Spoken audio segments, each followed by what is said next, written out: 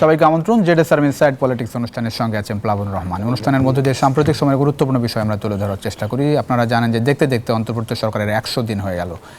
গুরুত্বপূর্ণ সময়, এই পুরো সময়টাই অঢেল প্রত্যাশার চাপ নিয়ে সরকার আসলে যাত্রা শুরু করে এবং আজকে এই উপলক্ষে ভাষণ দিয়েছেন প্রধান উপদেষ্টা ডক্টর মোহাম্মদ ইউনূস। আমরা এই সামগ্রিক বিষয় নিয়ে কথা বলতে চাই আজকের আয়োজনে। আমাদের সঙ্গে আছেন তিনজন অতিথি, পরিচয় করে দিচ্ছি তাদের। সঙ্গে আছেন,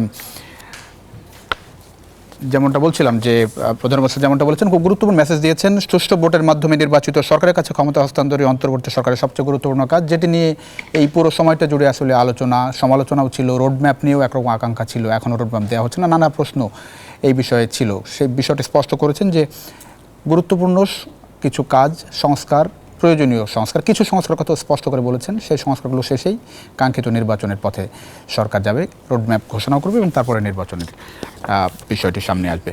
আমাদের সঙ্গে আছেন খায়রুল কবির খাকন, যুগ্ম মহাসচিব বিএনপি, একেবারেই ডান দিকে আছেন মাঝখানে রহিন হোসেন প্রিন্স, সাধারণ সম্পাদক বাংলাদেশের কমিউনিস্ট পার্টি সিপিবি। আমার পাশে আছেন অপূর্ব জাহাঙ্গীর, প্রধান উপদেষ্টার উপপ্রেস সচিব। তিনজনকে স্বাগত জানাচ্ছি ইনসাইড পলিটিক্সে। খায়রুল কবির খোকন, শুরু করতে চাই আপনাকে দিয়ে। অন্তর্বর্তী সরকারের 1 মাস আপনার চোখে আসলে কেমন গেল অন্তর্বর্তী সরকার? ধন্যবাদ। 100 দিন। ধন্যবাদ আজকের চ্যানেলকে আমাকে আমন্ত্রণ করার জন্য। সম্মানিত দর্শক শ্রোতা, আমার প্রিয় দুজন বিজ্ঞ আলোচক, দীর্ঘ 16 বছর একটি ফ্যাসিস্ট স্বৈরাচার, একটি দানবীয় সরকার, একটি মাফিয়া সরকারের বিরুদ্ধে লড়াই সংগ্রাম করে বহু শহীদের রক্তের বিনিময়ে আমাদের কাঙ্ক্ষিত প্রত্যাশিত আমাদের যে বিজয়, ছাত্র জনতার গণ অভ্যুত্থানের মধ্য দিয়ে যে 5ই আগস্ট যে ঐতিহাসিক বিজয় আমরা অর্জন করেছি, নতুনভাবে আমরা একটা আমাদের দেশ স্বাধীন হয়েছে, স্বাধীনতা পেয়েছি, আমাদের গণতন্ত্রের মত প্রকাশের স্বাধীনতার, সেই প্রত্যাশার জায়গার থেকে আজকে 100 দিন পেরিয়ে গেল। এই অন্তর্বর্তীকালীন সরকার, ইন্টারিম গভর্নমেন্ট, তারা দায়িত্বে আসছেন। এই শহীদের রক্তের মধ্য দিয়ে তারা এখানে আসছেন। এই সরকারকে আমরা সবাই স্বাগত জানিয়েছি। সকল শ্রেণী পেশার মানুষই এই সরকারের প্রতি, একমাত্র পতিত ফ্যাসিস্ট স্বৈরাচারের দোসররা ছাড়া সকল গণতান্ত্রিকামী মানুষই সরকারকে আমন্ত্রণ জানিয়েছে, তাদেরকে তাদের প্রতি আস্থা বিশ্বাস অর্জন করেছে এবং তাদের কাছে প্রত্যাশা আশাও অনেক বেশি করেছে।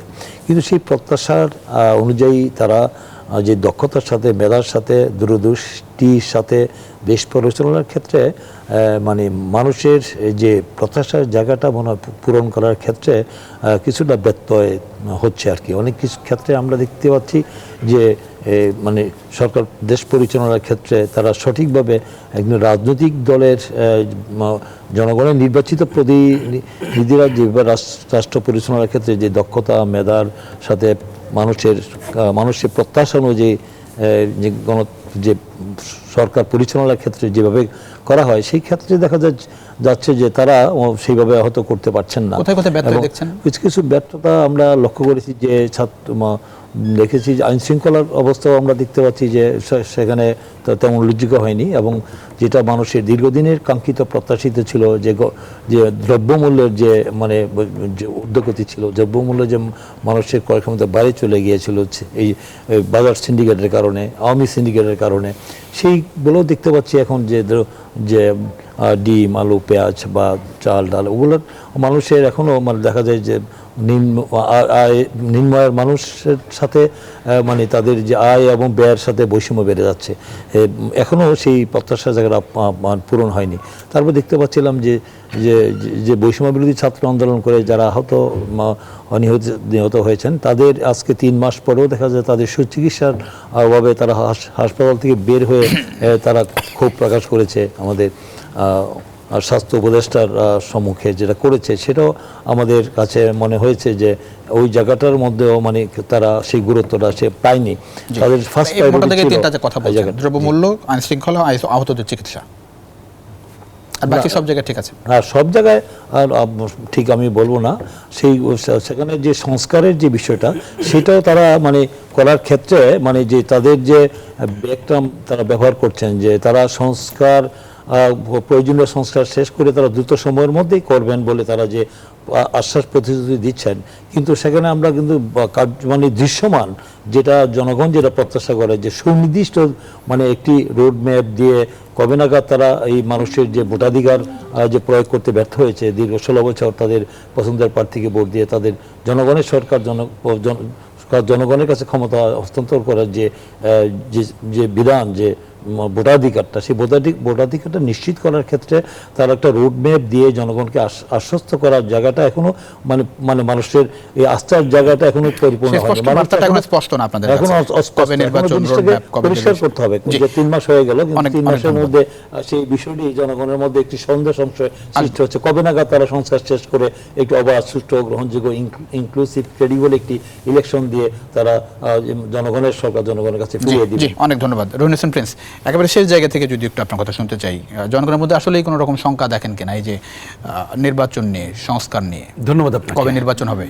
আমিও যদি সরাসরি কথার উত্তর দেই, কারণ আমি ঢাকা এবং ঢাকার বাইরে সম্প্রতিকালে একেবারে গ্রামাঞ্চল উপজেলায় কতগুলো প্রোগ্রামের থেকে আমি এলাম এবং আমাদের দলের 1 থেকে 15 তারিখ পর্যন্ত কর্মসূচি ছিল, তাতে আমরা বলা যায় অধিকাংশ উপজেলায়ও আমাদের কেন্দ্রীয় নেতৃবৃন্দ ঘুরে এসেছে। তা সেই প্রাপ্ত তথ্য এবং আমার অবজারভেশন অনুযায়ী প্রথম কথা হচ্ছে যে মানুষের মধ্যে যেহেতু একটা প্রচণ্ড আকাঙ্ক্ষা ছিল, কি কারণে ব্যাখ্যার দরকার হয় না, বুঝে নেবেন, সেই জায়গায় মানুষ এখনো পর্যন্ত তারা সন্তোষ প্রকাশ করছে না। এটা হচ্ছে আমার প্রধান কথা। এখন কেন সন্তোষ প্রকাশ করছে না সেটাও সরাসরি বলা যায়, কারণ দেখেন সাধারণ মানুষ তারা কিন্তু এত সব বোঝে না। তারা দীর্ঘদিন ছিল যে আর এই জিনিস আয় কমে গেছে, জিনিসপত্রের দাম বাড়তেছে, স্থানীয় চাঁদাবাজ, পাল্টা দখলদারিত্ব এগুলো অব্যাহত মানে এগুলো ছিল।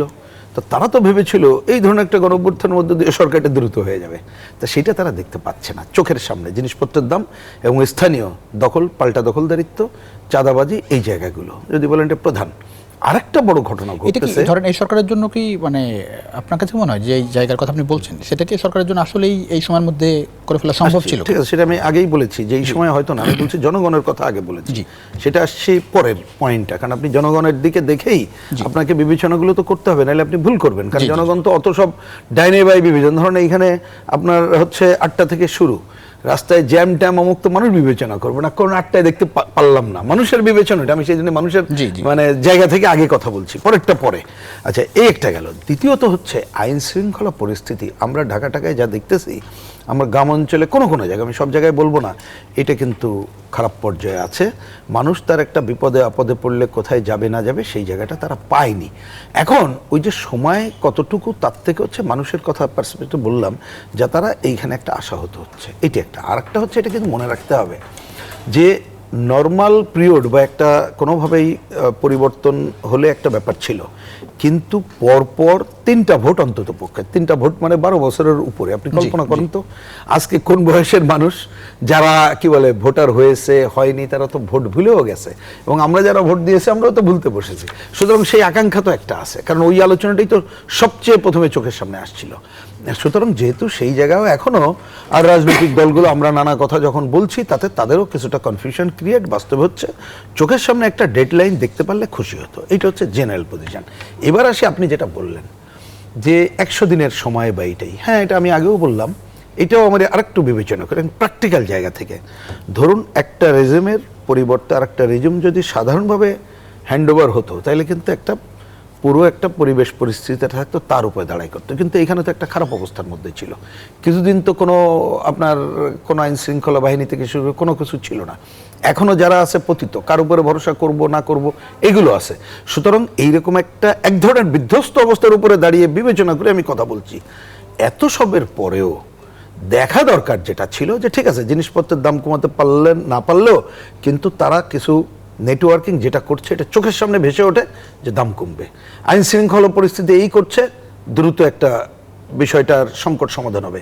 নির্বাচনের বিষয় হচ্ছে ঠিক আছে, দ্রুত একটা কিছু, আজকের ভাষণে কিছু আছে, সেটা অন্য আলোচনা আমি পরে আসি, যে তাহলে কিন্তু জনগণ ওই যে কটা একটু দেরি, আমি যে বললাম 8টার টকশো যদি কোনো কারণে দেরি হয় 10 মিনিট, মানুষ মেনে নেবে যদি বোঝেন প্র্যাকটিক্যাল কাজে আসি, সেই জায়গাটা জনগণের কাছে কিন্তু এখন দৃশ্যমান হচ্ছে না।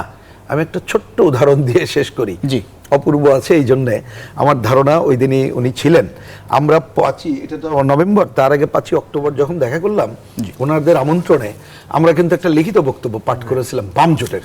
তার মধ্যে একটা ছিল আহতদের বিষয়টা, এবং আমাদের প্রধান উপদেষ্টা তিনি কিন্তু অন্য আলোচনার শুরু আগে ওইটাকে তিনি পিক করলেন, করে বললেন দেখেন আমরা আহতদের জন্য এই করছি সে করছি, করে একটা কথা বললেন, এটা না বলেই পারছি না আমি। উনি বললেন আমরা যা করছি ঠিক মতো এটা প্রচারে আসছে না, কিন্তু এই কথাটা উনি কিন্তু বলেছিলেন ওই দিন। কিন্তু তাহলে আমার আজকে প্রশ্ন, 100 দিনের আগে কেন 12, 13, 14 এই আহতরা রাজপথে দখল নিয়ে উপদেষ্টাদেরকে বাধ্য করলো যে এটা করতে? তাহলে কোথাও কিন্তু গ্যাপ হচ্ছে। এই জায়গাটা এটা কিন্তু রিভিজিট করতে হবে এই অন্তর্বর্তীকালীন সরকারের, জনগণের কাছে এটা দেখে। আরেকটা ছোট্ট কথা বলেই এই পর্বে শেষ করি। আমরা ওই দিনও বলেছিলাম, 12ই অগস্টও বলেছি, উনি ছিলেন বলে আমি কথাটা আমি রিপিট করছি, বলেছিলাম যে এই সরকারের পক্ষ থেকে বা এই সরকারের সাথে আছে এমন মানুষ যেন এমন কোনো বিতর্কিত কথা না বলে, তাতে করে মনে হয় যে তারা এই যে গণ অভ্যুত্থানের আকাঙ্ক্ষার বাইরে অন্য কোনো আকাঙ্ক্ষা পোষণ করছে। যেমন ধরনের মুক্তিযুদ্ধ নিয়ে বিতর্ক করা, যেমন সংবিধান নিয়ে এমন এমন কোশ্চেন তুলে ধরা যে মনে হবে যেন কাউন্টার পোস্ট দাঁড় করাচ্ছে। এইগুলো করলে প্রকৃতপক্ষে এই অন্তর্বর্তীকালীন সরকারের প্রতি জনগণের যে আকাঙ্ক্ষা সেটা কিন্তু প্রশ্নবিদ্ধ হবে।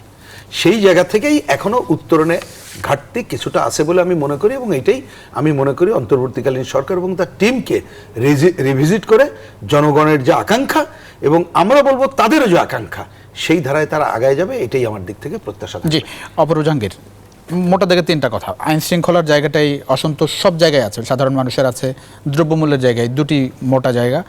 আরেকটা কথা বলে যে মানুষ এখনো আসলে সন্তোষজনক বলছে না। এই দুই জায়গায় এই যে 100 দিন পার হয়ে গেল, কি কারণে আসলে এই জায়গাটা আসলে সন্তোষজনক পর্যায়ে নিয়ে যাওয়া গেল না? ধন্যবাদ আমাকে ডাকার জন্য। আমি একটা করে আসি। প্রথমে আসি আইন শৃঙ্খলা বাহিনীতে। 2000 যদি লাস্ট 14, 18 এবং লাস্টে 23 যদি নির্বাচন মানে দেখি এটা, এবং আওয়ামী ফ্যাসিস্ট যে গভর্নমেন্ট এতদিন ছিল, আইন শৃঙ্খলা বাহিনীকে এই দলটি কিভাবে ব্যবহার করেছে এটা নিয়ে তো কারো কোনো সন্দেহ নেই। এবং আমি বলবো যে হয়তো আরও এক্সপেকটেশন অনেক দেখে হয়তো অনেক কিছু আমরা চিন্তা করতে পারছি এখানে, কিন্তু জিনিসটা আরও ওয়ার্স্ট হতে পারতো। কিন্তু যেই এমন একটা সংস্থার কথা আমরা বলছি যেখানে রন্ধ্রে রন্ধ্রে কিন্তু আপনার ফ্যাসিজমের দোসররা আছে, এবং আপনি দেখবেন যে এখন আগের লাস্ট 15 বছর বা 15 বছরে কি বলা হতো, যে যেমন পুলিশের ঘুষ একটা বড় জিনিস ছিল, এখন ঘুষ খেতে পারছে না, অনেকে বলছে ঘুষ খেতে পারছে না দেখে হয়তো কাজ করছে না, এরকম বহুত পাবলিক সেন্টিমেন্ট আছে। আমি বাকি সব কিছু বাদ দিলাম, আমি আমার জায়গা থেকে যেভাবে দেখি যে প্রচুর পরিমাণ কিন্তু চেষ্টা হচ্ছে। যেমন ট্রাফিক কন্ট্রোল করার জন্য এখন স্টুডেন্টদের নিয়ে আসা হয়েছে, ট্রাফিক দেখবেন আগের চেয়ে এখন যথেষ্ট পরিমাণ কন্ট্রোলে চলে এসেছে। যারা পুলিশের যারা যোগদান করেনি তাদেরকে অলরেডি কিন্তু তাদেরকে বলা হয়েছে যে তাদেরকে যোগদান করা যাবে না। সো যেহেতু এটা এমন একটা সার্কামস্ট্যান্সেসে এই সরকার দায়িত্বটা নিয়েছে, আমাদেরকে ওই সার্কামস্ট্যান্সেসটাও মাথায় রাখতে হবে, এবং আমাদেরকে লাস্ট 15 বছরের ইতিহাসটাও মাথায় রাখতে হবে। একটা বিষয় যে শুরুর দিকে একেবারে ধরে আইন শৃঙ্খলার জায়গাটা শুরুর দিকেই তো একটা আশঙ্কা ছিল যে এই মানে ফ্যাসিস্টদের দোসররা এই প্রত্যেক জায়গায় আছে। নতুন পুলিশ নিয়োগের একটা দাবি ছিল শুরু থেকে, সেই জায়গায় কি এগোনো গিয়েছে? সেটারও তো একটা ভেটিং প্রসেস আছে। আপনি এখন পুলিশ কাকে ঢুকাবেন, আপনি যে পুলিশের চাকরিতে এখন ঢুকবে সে কোন নিয়তে ঢুকবে, এটারও যেমন একটা যথেষ্ট পরিমাণ ভেটিং প্রসেসের আমার মনে হয় যে একটা প্রয়োজনীয়তা রয়েছে এখনও। কিন্তু আমি বলবো যে জিনিসটা আশানুরূপ হয়নি, ঠিক আছে, আমি মেনে নিলাম যে এটা একটা সাবজেক্টিভ ব্যাপার, এটা আপনার আশানুরূপ হয়তো হয়নি। প্রতিদিন তো দেখছেন যে ঘটনা ঘটছে, আমি বলছি জিনিসটা আরো ওয়ার্স্ট হতে পারতো। আমি দেখছি জিনিসটা বেটারের দিকে যাচ্ছে, সময় লাগছে, এটা ঠিক, কিন্তু আমি আগেও যেটা আমি বারবার এমফাসাইজ করতে চাই যে যেই সার্কামস্ট্যান্সেসে আমরা এটা নিয়েছি। সেকেন্ডটা আপনি বললেন হচ্ছে দ্রব্যমূল্য। একটা জিনিস হচ্ছে যে আমরা কিন্তু আনএক্সপেক্টেড একটা বন্যার মুখোমুখি হয়েছে। এমন অঞ্চলে বন্যা হয়েছে যেখানে লাস্ট 30 বছরে কিন্তু বন্যা হয়নি। সো বন্যাও যেমন একটা বড় ফ্যাক্টর, কিন্তু যে এখানে আমার ক্ষেত খামার ডুবে গেছে, আমার ডিমের দাম বেড়েছে, আমার পোলট্রি ডুবে গেছে। সো এইটাকে হ্যান্ডেল করার জন্য যেমন এখন পর্যন্ত ট্যাক্স কাট হয়েছে, আরও বিভিন্ন ধরনের ব্যবস্থা নেওয়া হচ্ছে যাতে এটাকে খুব শীঘ্রই, এবং দাম কিন্তু আস্তে আস্তে কমতে শুরু করেছে। এবং এটাও ঠিক সিন্ডিকেটেরও একটা ব্যাপার আছে। এখন জিনিসটা খুব বলা সোজা যে সিন্ডিকেট ভেঙে দিলে কিন্তু ওইটারও তো একটা আফটার ইয়ে আছে, এফেক্ট আছে। সো সব কিছু কিন্তু চিন্তা করে জিনিসটা ইয়ে হচ্ছে। আমি হয়তো আপনারা বলতে পারবেন যে আমি হয়তো মুখপাত্র হিসাবে বলছি, কিন্তু আমি বলছি জিনিসটা কিন্তু আমরা যদি খুব অবজেক্টিভলি ব্যাপারটা দেখি, জিনিসটা আমরা কোন সার্কামস্ট্যান্সেসে এই দেশটা আপনার ক্ষমতা বদল হয়েছে এবং কি সার্কামস্ট্যান্সেসে রেখে যাওয়া হয়েছিল, এটা আমার কাছে মনে হয় যে অনুধাবনের একটা জায়গা আছে। জি, আসবো আপনার কাছে আবার। আমি একটু খারুল খোকন আসতে চাই। আজকে প্রধান উপদেষ্টা যে ভাষণ দিয়েছেন সেখানে তিনি বলেছেন যে সুষ্ঠু ভোটের মাধ্যমে নির্বাচিত সরকারের কাছে ক্ষমতা হস্তান্তরই অন্তর্বর্তী সরকারের সবচেয়ে গুরুত্বপূর্ণ কাজ। জরুরি সংস্কার শেষে রোডম্যাপ ঘোষণা করা হবে, এরপরে দ্রুত নির্বাচন দেওয়া হবে এবং কিছু শব্দ বলেছে, কিছু সংস্কার করা হবে। তারপরেও শঙ্কা আসলে কেন? মানে এই সরকার কি থেকে যাওয়ার কোনো শঙ্কা দেখে বিএনপি? মাঝখানে -2 ফর্মুলার কথা বিএনপির পক্ষ থেকে বলা না, হয়েছে। আমি মনে করি না, কারণ তারা তো কোনো এজেন্ডা নিয়ে তারা অন্তর্বর্তীকালীন সরকারের দায়িত্ব নেননি। অতীতে ফখরুদ্দিন মঈনুদ্দিনের যে তারা যে একটা এজেন্ডা নিয়ে এসেছিল, তারা একটা রাজনৈতিক অসৎ উদ্দেশ্যে এসেছিল, সেটা পরবর্তীতে সেটা প্রমাণিত হয়েছে।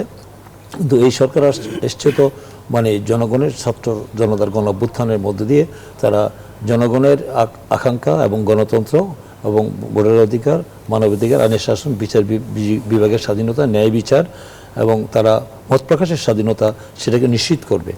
এবং তারা একটা দ্রুত সময়ের মধ্যে, সবচেয়ে বড় কাজ হলো যে তারা একটি মানে সংক্ষিপ্ত সময়ের মধ্যে যেই সংস্কারগুলি না করলেই নয়, সেই সংস্কারগুলি দ্রুত শেষ করে, যে কথাগুলি এখন সবার দিক থেকে বলা হচ্ছে, সেই সংস্কার শেষ করে তারা একটা নির্বাচনী একটা রোডম্যাপ দিয়ে তারা নির্বাচন করে তারা নির্বাচিত সরকারের কাছে ক্ষমতা হস্তান্তর করবেন, এটাই জনগণের প্রত্যাশা। কিন্তু এই প্রত্যাশার ক্ষেত্রে তাদের এই যে মানে সংস্কারের কথা বলে তারা সেখানে কতদিন সংস্কার শেষে তারা দ্রুত সময়ের মধ্যে, এটা বর্তমান প্রধান উপদেষ্টা ডক্টর ইউনূস তিনিও বলেছেন যে তারা মানে অন্তর্বর্তীকালীন সরকারের সময় সংক্ষিপ্ত হওয়া উচিত এবং সেটা কিন্তু সংস্কার শেষ করে করতে হবে। কিন্তু সেই কিন্তুর জায়গাটায় কিন্তু একটা সংশয় সন্দেহ রয়ে গেছে। সেই কিন্তুটা মানে সেই সংস্কারের মানে পিরিয়ডটা কতদিন হবে, সেটা কি 3 মাস, সেটা কি 6 মাস, সেটা কি 1 বছর না 2 বছর, সেই জিনিসটা কিন্তু স্পষ্ট হচ্ছে না। সেই জিনিসটা স্পষ্ট না হওয়ার কারণে সন্দেহ, সংশয় এবং শঙ্কা থেকে যাচ্ছে। কিসের শঙ্কা? শঙ্কা হচ্ছে যে তারা মানে হয়তো এই যে তারা যদি এই দীর্ঘদিনের যদি তারা এই সংস্কারের কথা বলে, সংস্কার একটা চলমান প্রক্রিয়া, সংস্থা তো অনেক 16 বছরের এই জঞ্জাল, এই স্বৈরাচারের রেখে যাওয়া দলীয়করণ, লুটপাট, নির্যাতন, অত্যাচার এবং দেশকে তো নির্বাচন কমিশন থেকে শুরু করে বিচার ব্যবস্থা থেকে সমস্ত দেশটাই কি রাষ্ট্রীয় প্রতিষ্ঠানগুলিকে তারা দলীয়করণ করে ফেলেছিল, পুরো দেশটাকে দলীয়করণ করে ফেলেছিল, একটা মানে একটা ভয়ঙ্কর ভয়াবহ অবস্থা তৈরি করেছিল।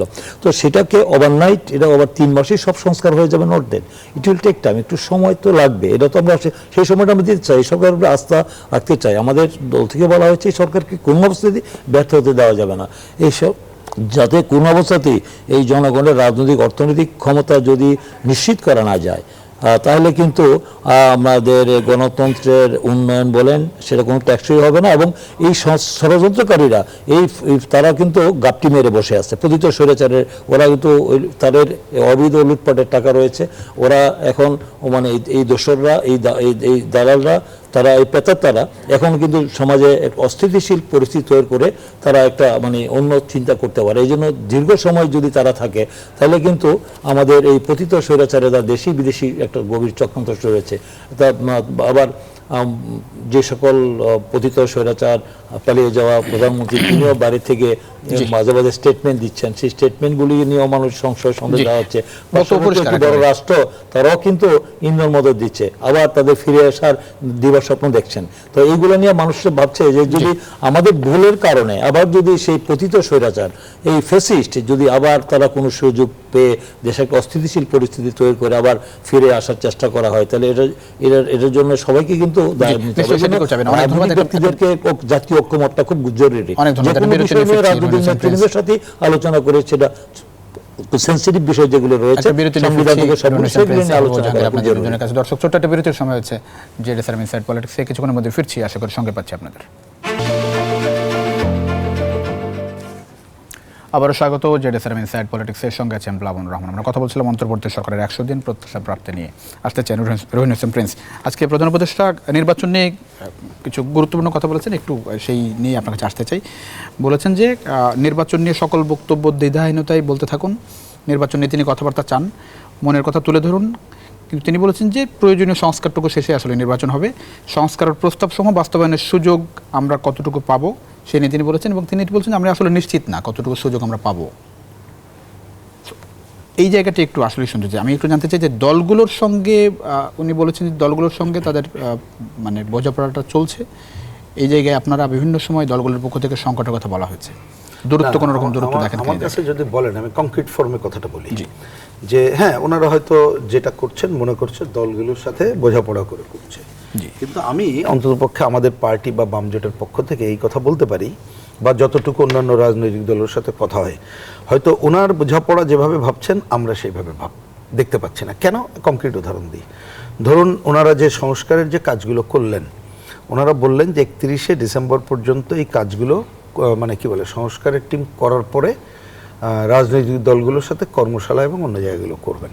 আমরা কিন্তু আমাদের দেখা করার সময় বলছিলাম যে আপনি যে এই যে কর্মশালা করে তো রাজনৈতিক দলগুলোর সাথে এটা কংক্রিট করা যাবে না, শুরুতে সংলাপের কাজটা কেন না হবে? যদিও একটু দেখলাম যে আমাদের কাছেও কয়েকটা কমিশনের কাছ থেকে যে লিখিত সুপারিশের কথা বলা হয়েছে, কিন্তু আমাদেরকে যদি বলেন লিখিত সুপারিশ বহু, আমি উদাহরণ দিয়ে বলি, নির্বাচন নিয়ে নতুন করে দেওয়ার নাই, কারণ ওগুলো কিন্তু নির্বাচন কমিশনে বহু আগে দেওয়া আছে। কারণ আপনি ডায়ালগ অন্য জিনিস মনে রাখতে হবে। ধরুন আমি চাইলাম যে এক্স দরকার, বিএনপি মনে করলো যে না ওয়াই দরকার, তা আমরা কিন্তু পরস্পর আলোচনার মধ্যে এক্স না ওয়াই বা নতুন কিছু আলোচনা করতে পারি। তাহলে এইটা অনেক সময় মনে হচ্ছে যে এটা 31-এর পরে যেভাবে করতে চান, তাহলে রাজনৈতিক দলগুলোকে আস্থায় নেওয়ার জায়গাটা হচ্ছে না, এইটা একটা গ্যাপে থেকে যাচ্ছে।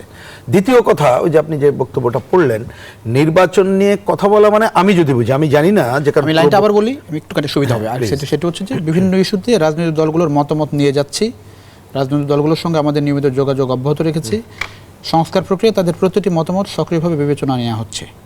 না, আশা করছি নির্ধারিত সময়ে ডিসেম্বর জানুয়ারির মধ্যে সংস্কার কমিশনগুলো তাদের সুপারিশমালা সরকারের কাছে পেশ করতে পারবে, তারপর আসলে দলগুলোর সঙ্গে আমি তো একটু আগে বললাম ওটা তো ওনারা 31শে ডিসেম্বর টাইমলাইন দিয়েছেন না। এখন ওই যে বললাম উনি হয়তো, আমি জানি না, যেমন ধরে নেন একটা সংস্কার কমিশন গতকাল ল কমিশন মানে যারা আমাদের ল রিপোর্টারদের সাথে বসলো, এখন ওইটা তো উনার এই মুহূর্তে নেওয়ার কিছু নাই, কিন্তু ওইটা করবে সংস্কার কমিটি, তার জিনিসটা করবে। আমি তো বলছি যে ওই জায়গাটা উনি হয়তো আমি জানি না কোন ভাবনা থেকে বলছেন যে এর মধ্যে যে রিকমেন্ডেশন আসছে সেটা তো ওনারা ভাবছে। আমি বলি যে সেই ভাবনাটা হলেও যদি এইখানেও রাজনৈতিক দলগুলোর সাথে তার আনুষ্ঠানিক কার্যক্রমের কাজটা থাকতো তাইলে হতো। আজকে যে কথা বলেছেন, আমি কিন্তু আমাদের ওনার সাথে যে দেখা ওটাও বলেছিল, আমার কংক্রিট জিজ্ঞেস যখন করলাম উনি কিন্তু এই কথাই বলেছিলাম, উনি আছেন বলে আমি কথাটাকে আরও কংক্রিট বলছি, বলে যে না নির্বাচন ব্যবস্থার সংস্কারও ওই কাজও চলবে, আমার সংস্কারের কাজ চলবে। আমরা তো সেটাই দেখতে চাই, সেইটাকে আমরা বলছি দৃশ্যমান জায়গাটা দেখাটাই দরকার। সেইটা যদি না হয় তাহলে কি সংকটটা আপনি তুলেছিলেন খোকন ভাই লাস্টে যেটা বলেছে মনে রাখতে হবে যে এইখানে আমাদের তো বিরুদ্ধে তো অনেক গ্রুপ আছে না, একটা পতিত গ্রুপ আছে। আরেকটা কথা আমি বলি, দুইটা জিনিসও মনে রাখতে হবে, এটা ভুল করলে আমার বিবেচনায় বামপন্থীদের বা আমাদের কমিউনিস্ট পার্টি বলি ভুল হবে। এই যে দীর্ঘ যে অগণতান্ত্রিক শাসন এক যুগেরও বেশি ছিল, এই অগণতান্ত্রিক শাসনের মধ্যে কিন্তু নানা অপশক্তির জন্ম হয়েছে, গড়ে উঠেছে, স্বার্থন্যাসী গ্রুপ গড়ে উঠেছে, তারা কিন্তু এই সমাজে আছে, তারা কিন্তু একটা সংকট তৈরির চেষ্টা করবে নানাভাবে। আর একটা মনে রেখেন যে এই ধরনের সরকার থাকলে মানে অনির্বাচিত, কিন্তু আমি তো জনগণের সমর্থনে, এই জন্য নেগেটিভ অ্যাটিচিউড থেকে বলছি না, তখন আমাদের পাশের আধিপত্যবাদী দেশ, সাম্রাজ্যবাদী দেশ, তারা নানাভাবে তাদের আধিপত্য বিস্তারের চেষ্টা করবে। তাহলে এইরকম একটা সংকটের মধ্যে থেকে আপনি দেখবেন অনেক কিছু কাজ সে যাতে ভালোভাবে না করতে পারে সেই রকম জায়গায় চলে আসবে। তো একটা আপনি নির্বাচনের কিন্তু উনি প্রথম দিন এসে বলেছিলেন যে আমাদের তো এগুলো কাজ না, একটা ভালো নির্বাচন দিয়ে আমরা যার যার কাজে ফিরে যেতে চাই। তা আমরা চাই যে পুরো একটা পরিবেশ পরিস্থিতি থাকতে থাকতে ওই কাজটা হোক। ওই কথাটা কারেক্টই আমি মনে করি যে আমরা কিছু সংস্কার হয়তো শুরু করব, সবটা হয়তো পারবো না, এটা মনে রাখতেই হবে। এটা নিয়ে তো কোনো দোষ গুণের ব্যাপার নেই। যদিও সংকট আছে সেটা বুঝি, যে 90 তো আমরা যে ওত করেছিলাম, BNP, Awami League, communist party ক্ষমতায় যারা ছিল তারা মানে নাই, তাতে জনগণের খুব দুঃখ আছে। কিন্তু মনে রাখতে হবে এগুলো খুব দুঃখ তো আর আমার একটা কি বলবো সচেতন চাওয়া দিয়ে হবে না, প্র্যাকটিক্যাল জায়গায় যেতে হবে। আমরা যদি অন্ততপক্ষে নির্বাচনী ধারাটা করতে পারি, সমস্ত জায়গায় স্বচ্ছতা জবাবদিহিতা নিশ্চিত করার আমরা পদরেখা রচনা করতে পারি, তাহলে দেখবেন একবারে না হোক পরম্পরায় আমরা এই সংকটগুলো দূর করে আগাতে পারবো।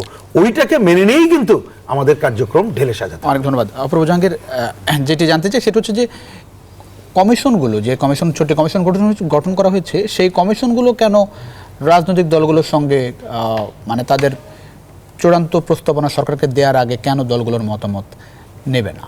বসলে কি সেটি আরেকটু ত্বরান্বিত হতো না? দলগুলোর পক্ষ থেকে যেটি বলা হচ্ছে যে এটাতে তারা আসলে সংস্কারের গতিটা আসলে মানে গতিটাই সন্তুষ্ট না, দলগুলো গতি কম দেখছে।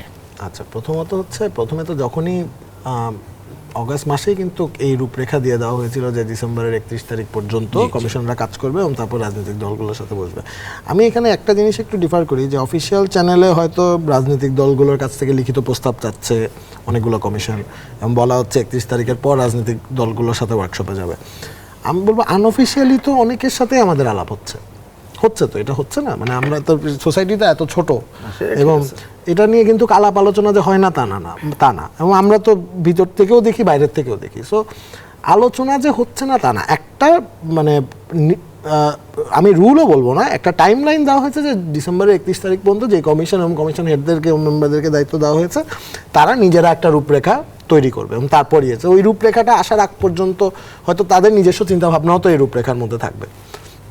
এবং সেটাও যে আমি বলবো রাজনৈতিক দলের মতামত না নিয়ে হচ্ছে না, সেটাও আমি পুরোপুরি আসলে মনে হয় না আমার কাছে। কিন্তু এই জায়গাটায় আনঅফিসিয়াল থেকে অফিসিয়াল হলে অফিসিয়াল হতে অসুবিধা কোথায় ছিল? আসলে হয়তো ছিল না, বা হয়তো ছিল, বা হয়তো ছিল না। এটা 3 মাস তো একেবারে কম সময় না, যদিও বলা হচ্ছে যে যেটি অনেক বড় কাজ, অনেক লম্বা সময় পেলে আরো সুবিধা করব যে 3 মাস কিন্তু আসলে কম সময়। আমি যে বারবার যেটা এমফাসাইজ করতে চাচ্ছি যে কি দেশটা কিসের মধ্যে ছিল, সেই তুলনায় 3 মাস খুবই কম সময়। 3 মাসে একটা কমিশন, সাপোজ নির্বাচন কমিশন বা সংবিধান কমিশন একটা রিপোর্ট দিবে, এটা এবং এই লাস্ট 15 বছর, বা আমি 15 বছরও বাদ দিলাম, আমি যদি বাংলাদেশের স্বাধীনতার ইতিহাসের পর থেকে দেখি পুরো ইতিহাস, এই সুযোগ তো আমরা 90-তে একবার পেয়েছিলাম, এটা ইউটিলাইজ করা হয়নি। তো এই সুযোগ কিন্তু বারবার আমাদের কাছে আসবে না। সো এটা ওই পুরো জিনিসটা যদি আপনি চিন্তা করেন, আমি বলবো যে 3 মাস কিন্তু অ্যাকচুয়ালি খুবই কম সময়। জি, কারণ কখন প্রত্যাশার জায়গাটা একটু এই যে মানে সরকার যেটি বলছে যে তারা আসলে সর্বোচ্চ চেষ্টা করছে প্রয়োজনীয় সংস্কারটুকু করে নির্বাচনের দিকে তারা যাবে, তারপরে ওই যে দলগুলোর সাথে মানে সরকারের যে ভাবনা, সেই জায়গায় কোনো দূরত্ব দেখেন? বৈষম্যবিরোধী ছাত্র আন্দোলনের পক্ষ থেকে হাসনাত আব্দুল্লাহ তিনি বলেছেন যে জুলাই অভ্যুত্থানের বিচার না হওয়া পর্যন্ত দেশে কোনো নির্বাচন নয়। না, এটা আমি নির্বাচন নয় এই কথা আমি ঠিক বলতে চাবো না। এটা একটা পার্ট, যারা খুনের দায়ে যারা অপরাধ করেছে, যারা খুন করেছে, তাদের বিচার অবশ্যই হতে হবে, কিন্তু বিচার না হওয়া পর্যন্ত মানে নির্বাচন হবে না, এটা আমি ঠিক বলতে চাচ্ছি না। বিচারের প্রক্রিয়া চলবে, তাদেরকে বিচারের আওতায় আনতে হবে, সেটা একটা পার্ট। সেটা আমাদের প্রচলিত যে আইন তো এখন নিজস্ব গতিতে চলছে, এখন তো আইন আর প্রভাবিত হচ্ছে না, তাই না? এখন তো আর স্বৈরাচার নাই, ফ্যাসিস্ট নাই। এখন স্বাধীনভাবে সেই তাদেরকে যারা অপরাধী, যারা চিহ্নিত হয়েছে, যারা খুন করেছে, 1581 জন, 82 জনকে হত্যা করা হয়েছে এবং 33,000 আহত হয়েছে, এবং এখনও প্রায় পঙ্গু রয়েছে প্রায় 300-র মতো, এবং চিকিৎসাধীন আছে 600-র মতো, যেটা মানে বৈষম্যবিরোধী ছাত্র আন্দোলনের যে স্বাস্থ্য বিষয়ক যে উপকমিটি, তাদের একটা যে রিপোর্টের প্রেক্ষিতে আমি বললাম, সেটা তারা বেরিয়েছে কদিন আগে। তো সেই তাদের বিচার, সে প্রক্রিয়া চলবে, সেই প্রক্রিয়ার ক্ষেত্রে কিন্তু নির্বাচনী প্রক্রিয়া চলতে হবে। কারণ আমি মনে করি যে এই সরকারের প্রধান কাজ হলো যে একটি সুষ্ঠু নির্বাচন করা, আয়োজন করা। আপনারা যেভাবে ধরেন এই যে ক্রাইসিস নিয়ে যেভাবে দলগুলো ভাবছেন, যে ধরনের মানে নির্বাচন দীর্ঘায়িত হলে যা যা হতে পারে, যেগুলো বললেন আপনি, বললেন রহিন হোসেন প্রিন্সে বলল, সেগুলো কি সরকার ভাবছে বলে মনে হয় আপনার? না, ভাবা উচিত আমরা মনে করি, কারণ নিশ্চয়ই আমাদের রাজনৈতিক দলের এবং আমাদের বিশিষ্ট ব্যক্তিরা যারা আমাদের সমাজের বুদ্ধিজীবী এবং বিভিন্ন শ্রেণী পেশার লোক কিন্তু তারা তাদের প্রতিক্রিয়া ব্যক্ত করছেন যে আমাদের অসঙ্গতিগুলি কোন জায়গায়, এই সরকারের কোন করাগুলো উচিত অনুচিত, এবং সেই বিষয়গুলি আলোচনা হচ্ছে, সেমিনার সিম্পোজিয়ামে বক্তৃতা বিবৃতিতে আলোচনাগুলো হচ্ছে, সেটা নিশ্চয়ই ওনারা অত্যন্ত অভিজ্ঞ এবং তারা তারা নিজেরা বলছেন যে তারা মানে কোনো রকম রাজনৈতিক একটা অসৎ উদ্দেশ্যে আসেন নাই, ওরা জনগণের স্বার্থেই তারা এই দায়িত্ব পালন করে তারা নির্দিষ্ট সময়ের মধ্যে নির্বাচন দিয়ে চলে যাবেন, ঠিক আছে। কিন্তু সেই বিষয়গুলি এখনো মানে পরিষ্কার নয়, যে পরিষ্কার করার জন্য ধরেন আমাদের দলের পক্ষ থেকে কিন্তু আমরা একাধিকবার বলেছি, আমরা কিন্তু আমাদের রাষ্ট্র সংস্কারের জন্য আমরা 31 দফা একটা রূপরেখা আমরা দিয়েছি। দলগুলোর জন্য তো অনেক চ্যালেঞ্জ থাকে, অস্বাভাবিক কথা কিন্তু এই যেসব সংস্কার বিষয় সামনে আসছে সেগুলোকে এই সরকার করে গেলেই তো সুবিধা, সেই বিষয়টা আপনারাও বিষয়টা এখন ধরেন ওই ঐক্যমত ছাড়া সংস্কার, আপনারা বলেছেন সময় দেবেন, ঐক্যমতের ভিত্তিতে সংস্কার, ঐক্যমত ছাড়া সংস্কার চাপিয়ে দেওয়াটা তো সে গ্রহণযোগ্য হবে না। এগুলো নিয়ে তো আমাদের বিভিন্ন বিশিষ্টজন, শুধু বিএনপি নয়, বিভিন্ন আমাদের সমমনা রাজনীতি দল যারা গণতন্ত্রকে সুসংগত প্রাতিষ্ঠানিক রূপ দিতে চান বা এই গণতান্ত্রিক এই পরিবেশটা আরো সুন্দর একটা মানে সুন্দর পরিবেশ তৈরি করার জন্য তারা এই বক্তব্যগুলো দিচ্ছেন। এই সরকারের জন্য এই বিষয়গুলি আরো খুব সূক্ষ্মভাবে দেখেন আর কি। তাদের কাছ থেকে জনগণের যে প্রত্যাশার জায়গাটা মানে আমি মনে করি বৈষম্যহীন বাংলাদেশ গড়তে ঐক্যবদ্ধ আমাদের হতে হবে সবাইকে নিয়ে, যেন আমরা একটা বৈষম্য বিহীন একটি বাংলাদেশ আমরা সুন্দর করতে পারি। একটা বিরতি নিয়ে ফিরছি আবারও, দর্শক ছোট্ট একটা বিরতিতে যাচ্ছে, আবারও অল্প কিছুক্ষণের মধ্যে ফিরছি আশা করি, সঙ্গে পাচ্ছি আপনাদের বিরতির পর। আবার স্বাগত জেডএসএম ইনসাইড পলিটিক্সের সঙ্গে আছেন প্লাবন রহমান। আমরা কথা বলছিলাম অন্তর্বর্তী সরকারের 100 দিন এই বিষয় নিয়ে। অপ্রভু জাহাঙ্গীর একটু আসতে চাই, সেটা হচ্ছে যে একটা খুব গুরুত্বপূর্ণ কথা বলেছেন যে সরকারকে ব্যর্থ করার জন্য, অকার্যকর করার জন্য বিশাল অর্থে বিশ্বব্যাপী দেশের প্রতিটি প্রতিষ্ঠানে মহাপরিকল্পনা প্রতি মুহূর্তে কার্যকর রয়েছে। সেটি নিয়ে সরকার আসলে কতটা সজাগ বলে মনে হয়? সেটা তো সরকার সজাগ না হলে আজকে ভাষণে এটা উল্লেখ করতো না, এবং ষড়যন্ত্রর যে চাবিকাঠি নড়ছে এটা তো প্রতিনিয়ত আমরা শুধু সোশ্যাল মিডিয়া দেখলেই হয়ে যায়, আমাকে খুব একটা বেশি ইনভেস্টিগেট করতে হয় না। ঝামেলা হয়েছে কি, পতিত ফ্যাসিস্ট রেজিমের যেটা সবচেয়ে বড় আমি বলবো সেটা হচ্ছে যে প্রচুর টাকা তো ঢালা হচ্ছে যাতে এই সরকার ব্যর্থ হয় এবং এই দেশটা ব্যর্থ হয় বেসিক্যালি। সো এটা নিয়ে সজাগ সরকার যথেষ্ট পরিমাণ আছে, আমরাও দেখছি, আমাদেরও চোখ কান খোলা, যে হয়তো অনেকে বলতে পারে আমরা কিছু বলছি না দেখে হয়তো মনে হচ্ছে যে আমরা দেখছি না, বাট আমরা সব কিছু আমাদের চোখে পড়ছে, কে কি লিখছে, কে কি বলছে, কে কি ইঙ্গিত দিচ্ছে, এবং আমরা অবজার্ভ করে যাচ্ছি যখন। জি এই জায়গায় কি ধরনের প্রত্যাশা থাকবে? এই জায়গায় আমি প্রত্যাশার থেকে করণীয়র জায়গায় আসি। প্রথম তো প্রত্যাশা থাকবে এইগুলো যাতে মোটেই না আসে এবং আমরা যাতে প্রতিরোধ করতে পারি, আমি প্রতিরোধ শব্দটা বললাম। এবার আসি তাহলে করণীয় কি, এই জায়গাটা হচ্ছে গুরুত্বপূর্ণ। আমাকে যদি বলেন সেটা হচ্ছে কি জানেন, যদি আমরা আমাদের জাতি বা আমাদের এই সমাজ তাকে যদি ঐক্যবদ্ধ রাখতে পারি তাহলে কিন্তু প্রকৃতপক্ষে রুখে দাঁড়াতে পারবো। এখন এইটা যাওয়ার ব্যাপারও আমি হয়তো ওনার কারণে কোট করছি 5 তারিখের আলোচনায়, এটা আপনার নিশ্চয়ই মনে থাকবে। আমরা যখন একটা আলোচনা তুললাম যে অনেক আলোচনা আসছে কিন্তু এটা কেন বিতর্কের জায়গা, উনি নিজেই দায়িত্ব নিয়ে বললেন যে এটা তো অসুবিধা নাই, ওরা ওদের মত বলুক, আপনারা আপনাদের মত বলেন। এরপর একটা উনি বললেন যতটুকু আমরা ঐক্যমত্য হই ততটুকু গ্রহণ করব, আর যদি দেখি স্লাইড দ্বিমত আছে আলাপ আলোচনা করে যদি সম্ভব হয় গ্রহণ করব। তাহলে আমি এটার উপরে জোর দেই যে পুরো দেশবাসীকে যাতে ঐক্যবদ্ধ রাখা যায়, এই জন্য স্বচ্ছতার সাথে যদি ওনারা কার্যক্রমগুলো করেন, আমরা যদি ঐক্যবদ্ধ রাখতে পারি তাহলে ওইগুলো মোকাবেলা করতে আর পথ পাবো না। ভাই শেষ কথা একটু শুনতে চাই, কতটা ঐক্যবদ্ধ আমরা এখন 3 মাস আগে থেকে এখন?